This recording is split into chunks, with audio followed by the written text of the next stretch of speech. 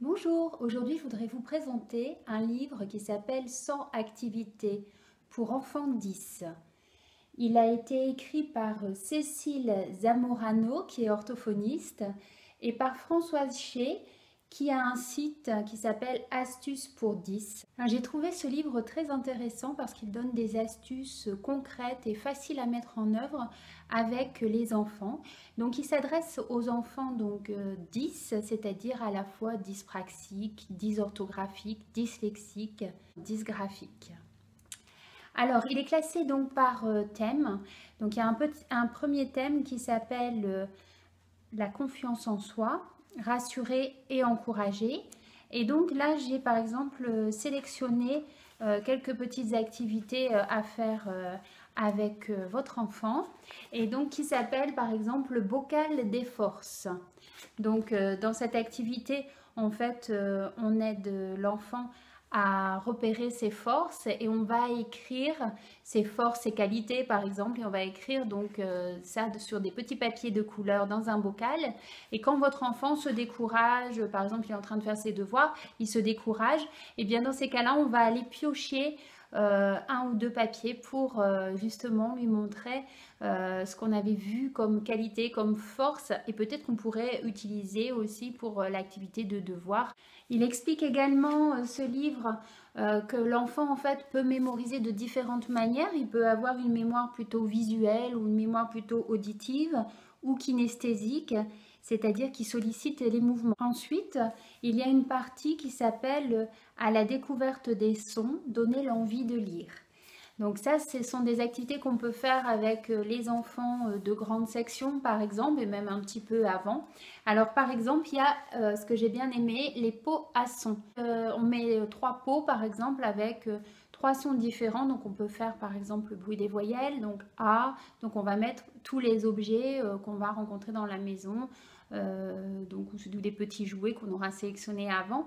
On va mettre donc tous les petits objets où on entend A dans le bocal avec le A. Et puis après, on prendra par exemple soit une autre voyelle, une voyelle vraiment qui s'entend bien, où la différence s'entend bien, par exemple le I, et on va placer donc tous les petits objets où on entend I dans l'autre bocal. Après, un peu de la même manière, on a également la boîte à rimes. Donc là, en fait, c'est une activité où on va se focaliser sur la fin du mot. Et donc, on va faire pareil, un bocal, par exemple, tous les mots qui se terminent par le son on, si on reprend le geste de Borel pour vous aider. Donc, on va ranger des petits jouets qui se terminent par le son on, comme dans cochon, par exemple. Alors, un petit peu plus loin, on a un petit chapitre sur les livres de lecture propices aux 10 ou avec donc soit une graphie particulière, soit des couleurs, les syllabes sont distinguées donc par couleur. Donc il y a une bibliographie des livres adaptés et ça vous permet de trouver donc des titres adaptés à votre enfant pour aider votre enfant à lire. Donc ça peut être pour les enfants 10, mais ça peut être également pour les enfants en cours d'apprentissage au CP pour les aider à leur donner envie de lire, parce que ce sont des livres qui sont adaptés et qui sont simplifiés au niveau de l'approche de la lecture. Ensuite, ce que j'ai bien aimé également, une petite activité à faire aussi avec votre enfant, ça s'appelle les dés à syllabes. Donc on fait, vous voyez sur la photo, un dé avec différentes syllabes. Et donc votre enfant, quand il tombe sur une syllabe, par exemple sur pas, il doit trouver un mot avec pas. Donc par exemple papa, Paris, panier, voilà. Et donc à chaque fois, par exemple, il peut gagner un point et ça peut être un petit challenge à faire, voilà, quelques minutes pour l'aider et puis pour justement l'aider à faire des liens entre les mots. On vous donne également des conseils sur la lecture à deux voix parce que pour avoir une lecture fluide, c'est vrai que l'enfant doit s'entraîner à lire et c'est bien qu'il s'entraîne à lire avec l'adulte. Alors soit en lisant un mot chacun son tour, ça peut être une phrase chacun son tour et puis après ça peut être une page chacun son tour pour motiver l'enfant et puis pour que l'enfant en fait garde également le sens de la lecture parce que ça c'est vraiment important. Il faut que l'enfant garde le sens de la lecture pour qu'il puisse s'accrocher à l'histoire et qu'il ait envie de continuer. Et c'est vrai que si on le laisse lire tout seul de façon monotone et quand il accroche les mots, c'est pas évident pour lui d'accéder au sens. Donc je vous conseille vivement en fait de lire avec votre enfant. Donc on peut faire soit un mot chacun pour donner un rythme de lecture, soit une phrase, ou soit après, quand il se débrouille mieux, une page chacun. Alors ensuite, donc Cécile et Françoise nous proposent quelques activités pour développer aussi la motricité fine et donc pour aider justement tous les enfants dysgraphiques par exemple, aussi dyspraxiques.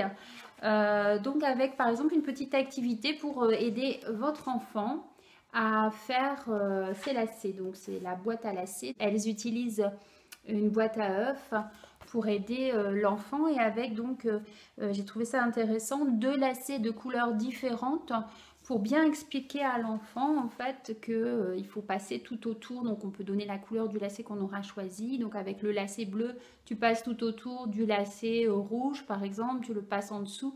Donc là ça va aider l'enfant aussi à repérer, parce que s'il a les 2 lacets de la même couleur, et c'est ce qu'il y a sur les chaussures, c'est vrai que ce n'est pas évident pour lui de se repérer, de passer l'un en dessous de l'autre, lequel après je dois prendre pour faire la boucle, etc.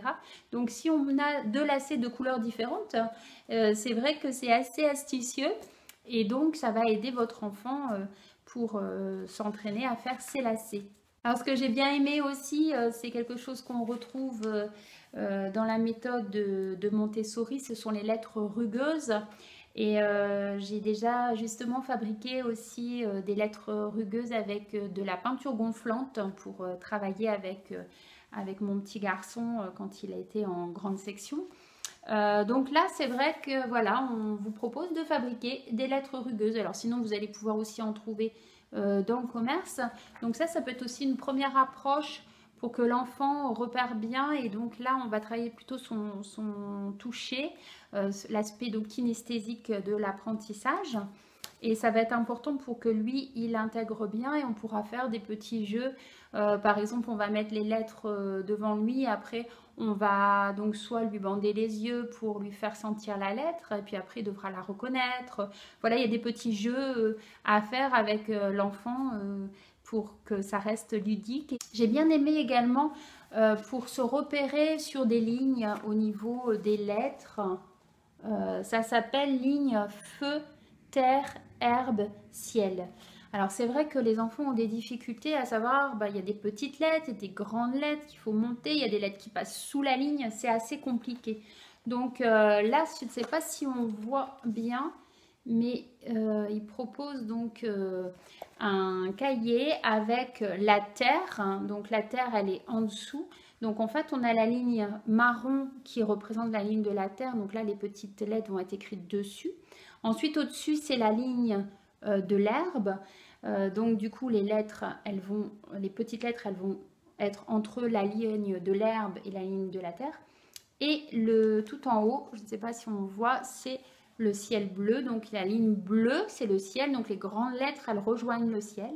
Et pour les lettres qui passent en dessous, donc comme par exemple ici le P, on va aller en dessous, donc c'est la ligne rouge, la ligne de feu, la ligne du magma, représentant le magma dans notre Terre. Et donc, l'enfant va descendre jusqu'à la ligne rouge. Donc ça, c'est intéressant parce que souvent dans les cahiers avec les lignes, on a des fois 2 couleurs, on a bleu et rouge ou bleu et rose. Mais là, en fait, il y a vraiment 4 couleurs différentes pour bien repérer, puisqu'en effet, il y a des grandes lettres donc, qui vont jusqu'en haut, ligne bleue, ligne du ciel. Il y a des petites lettres donc, qui vont jusqu'à la ligne verte, la ligne de l'herbe. Et les lettres qui vont en dessous la ligne, qui passent sous la ligne, là, c'est les lignes rouges. Donc, je trouvais ça intéressant de faire repérer cela aux enfants. Ensuite, donc, il y a un autre chapitre qui s'appelle « Enrichir le vocabulaire ». Donc ça, c'est par exemple pour des enfants qui auraient un problème donc ça peut être un problème de dysphasie ou un retard de parole, retard de langage également. Puis même pour développer, en fait, même avec un enfant qui ne présente pas de difficultés particulières, ça peut être un jeu intéressant. Et ça, je pense que c'est des petites activités à faire avec votre enfant. Qui sont vraiment intéressantes pour le faire entrer dans la lecture, dans l'écriture, dans le langage, dans la communication. Et c'est des petits jeux rigolos qu'on va pouvoir faire avec son enfant. Alors, par exemple, il y a les jeux tactiles. Alors, ça, c'est intéressant également donc, parce que ça va développer le toucher. Donc, on va cacher des petits objets dans un sac en tissu, donc il ne verra pas à travers, hein, c'est important. Et l'enfant, donc, doit toucher l'objet, essayer de le deviner. Donc ça, c'est assez rigolo. Ensuite, il y a un chapitre aussi sur donner du sens à l'écrit. Par exemple, on va commencer à faire un petit dessin. Par exemple, on dessine une banane. Là, on voit un échange entre deux personnes, entre un adulte et un enfant. Et puis, l'enfant va devoir écrire, deviner déjà le dessin qu'on a fait, et puis écrire le mot. Et ensuite, ça va être l'inverse. L'enfant, par exemple, fait un petit dessin et nous, on va l'écrire. Alors, ça peut être aussi inventer des devinettes. Donc, on peut faire des petites devinettes. Donc inventer des petites devinettes avec l'enfant. Et puis ensuite, on peut aussi les mettre dans un bocal à devinettes. Et puis un peu plus tard, comme ça, on pourra les relire et essayer de trouver les réponses. Donc ça, c'est assez sympa au niveau du langage écrit. Ensuite, vous verrez qu'il y a tout un chapitre aussi donc pour la grammaire. Hein, il y a différentes méthodes qui sont proposées pour aider votre enfant à bien maîtriser la notion du verbe, du nom et puis les accords ensemble. Donc il y a plusieurs méthodes. Et puis ensuite, il y a un chapitre qui est sur la logique et mathématiques, comprendre les mathématiques, se repérer dans l'espace-temps. Alors, bien sûr, j'ai sélectionné quelques activités. Je pensais que c'était important en grande section, c'était important de faire un emploi du temps pour bien structurer le temps de l'enfant et avec les jours de la semaine, les activités. Et donc là, c'est repris également. Pour aider aussi l'enfant à s'organiser, il y a tout un chapitre sur ça à la fin. Par exemple, donc organiser des routines, hein, parce qu'il y a des enfants qui ont des difficultés, par exemple le soir en rentrant, déjà bien vouloir faire les devoirs, goûter, après aller prendre la douche, éventuellement mettre la table, le faire participer aux tâches ménagères. Donc ça peut être aussi un moyen d'aider l'enfant à s'organiser et à planifier aussi un peu sa soirée en faisant des petits emplois du temps visuels avec les tâches qu'il doit faire le soir. Comme ça, lui, en fait, ça permet aussi de le rassurer et de le préparer. Et aussi, ça peut éviter des conflits entre le parent et l'enfant. Donc, simplement, voilà, il a des petites étiquettes avec le cheminement. À chaque fois qu'il a fait une tâche, il peut descratcher l'étiquette et puis la mettre dans la bannière en dessous. Et comme ça, au fur et à mesure, il voit ce qu'il reste à faire. Et puis, il peut s'organiser s'il veut encore avoir un petit peu de temps aussi pour jouer. Bien sûr, c'est important le jeu. Voilà, donc je vous donne quelques exemples d'activités pour ce livre hein, qui s'appelle donc 100 activités pour enfants 10, qui est proposé donc chez Nathan.